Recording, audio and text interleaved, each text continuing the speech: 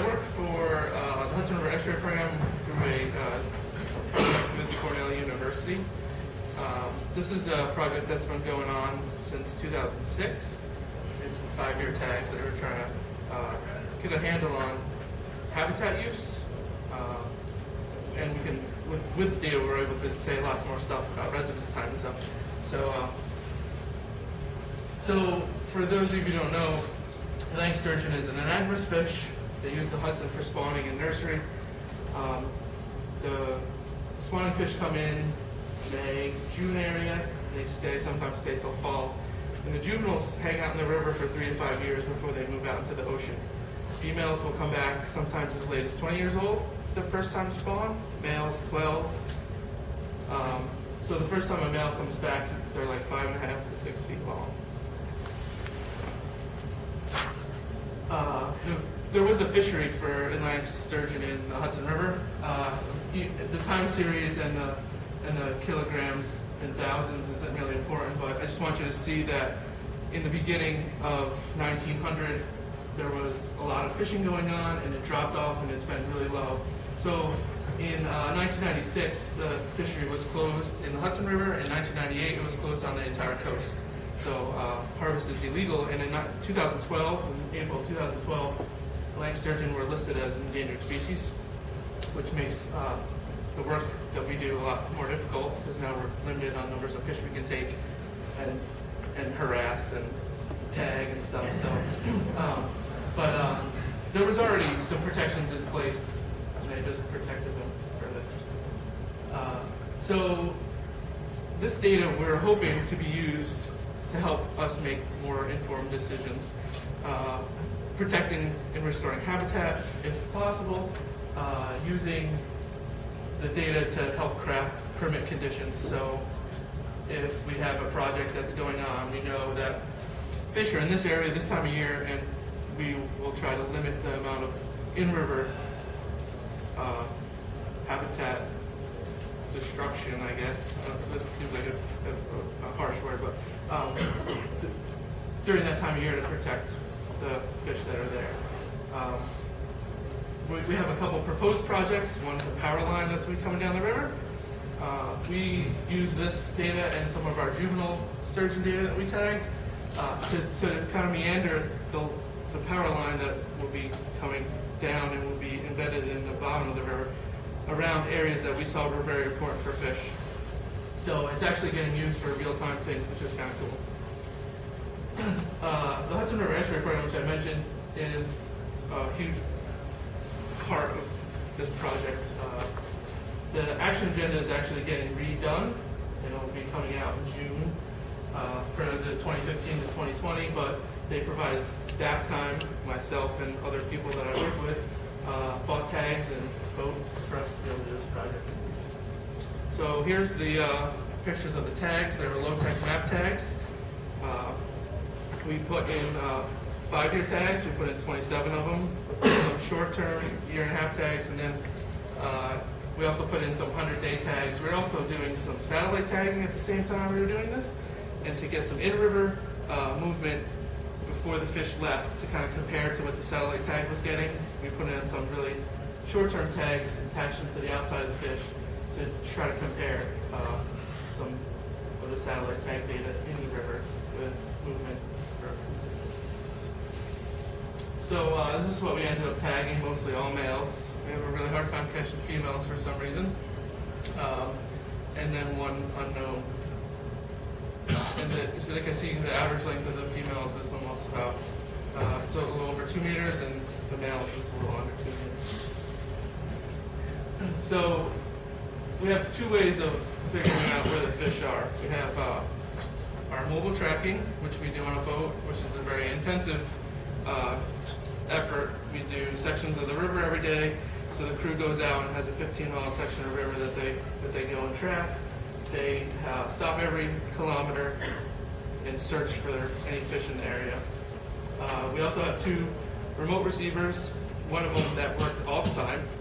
The other one didn't work all the time. So really one of them that we put in Hastings, which is about 22 miles north of New York City, to get immigration and immigration We use an ArcPad application that was designed by the mobile mapping unit in Albany. So when we get to a point, we are able to take a point, and it collects a lot of background information, like what habitat we're in, what county we're in, and then we can put in any fish that we hear. Once we hear fish, we can move to try to pinpoint their location.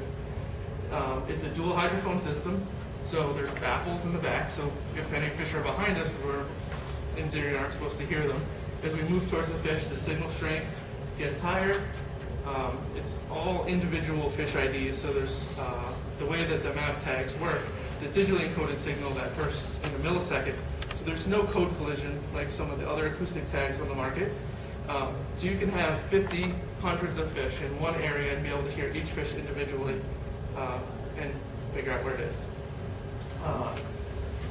So we move towards where the fish is, and the signal strength gets higher, direction, and you're able to pinpoint the location of where the fish is, which we can match up with habitat. The bottom of the river has been mapped. It was mapped a long time ago, and I'm assuming that probably things have changed with all of the big events that we've had, rain events, Irene and Lee being two of them.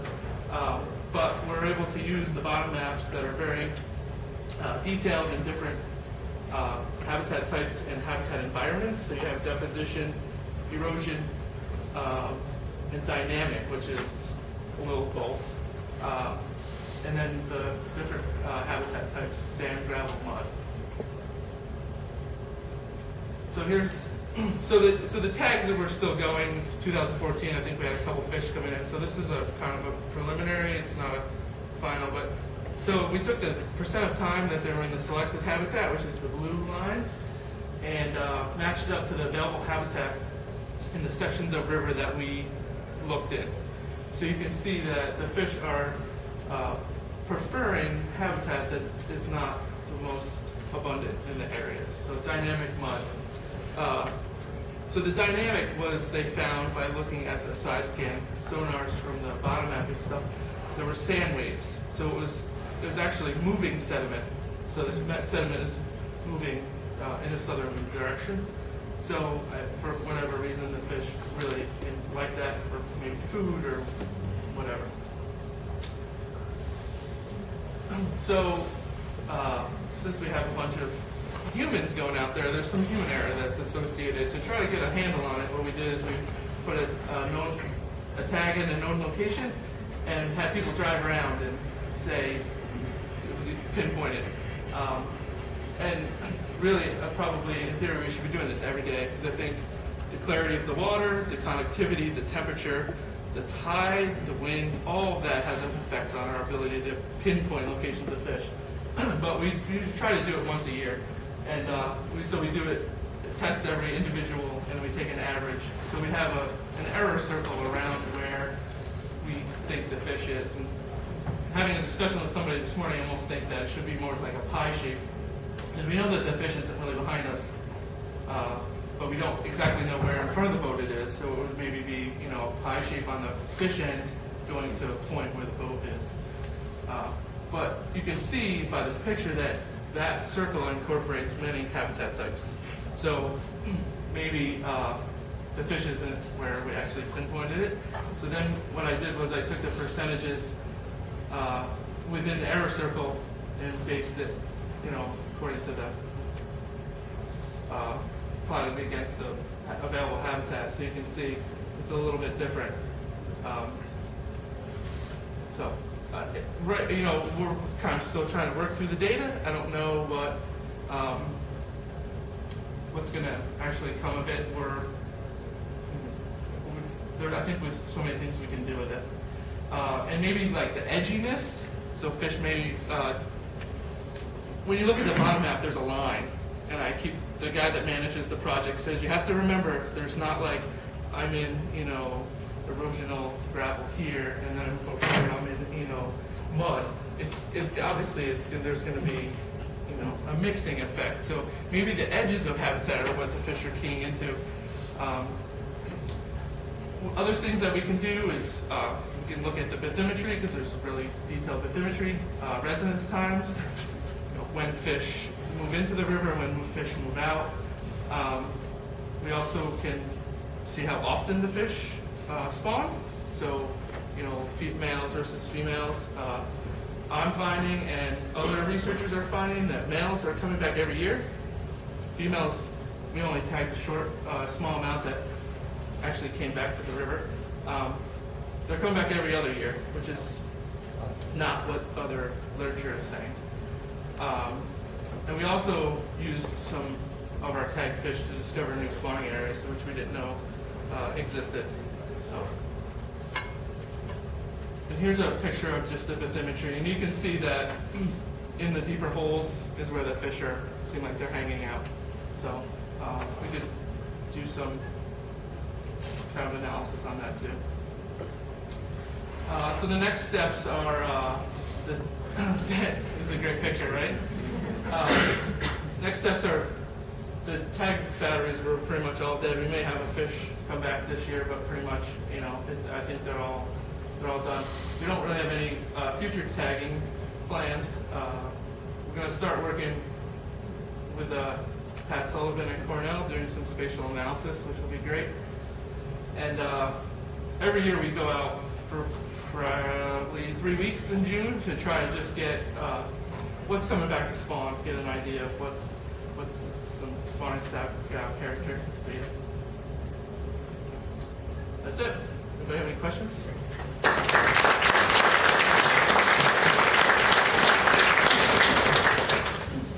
Can you give an update about sturgeon habitat around the Tappan Zee Bridge project? I really cannot say anything about that. I'm sorry. I probably won't have my job tomorrow. Yes. You mentioned that they were around deeper areas. How deep was that? Well, those holes that I showed you on that specific picture were 150 feet deep. But when we go out doing our spawning stock sampling, we catch them in 40 feet deep regularly. And we, like I said, we have a hard time catching females, so I'm not sure if the females go to where they're going, they just stay there, and the males are moving between, areas. But we catch fish, 5 miles upriver, the next day we'll catch them downriver 5 miles. Those fish we are at one point in time. So when we're tracking, this is where the fish is right this second, and it's hard to say that they're really keying in on those. I think once we start to dig a little deeper in the data, we might find that that's not true, but we can link it to the bathymetry to see if that's happening. Did you find congregation? Yes. And when we go out for our spawning stock, they're in this small little area. There's 20 fish stacked, like one on top of the other.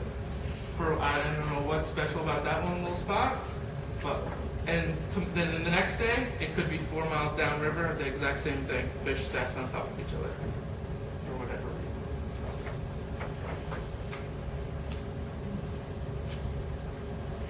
Thank you.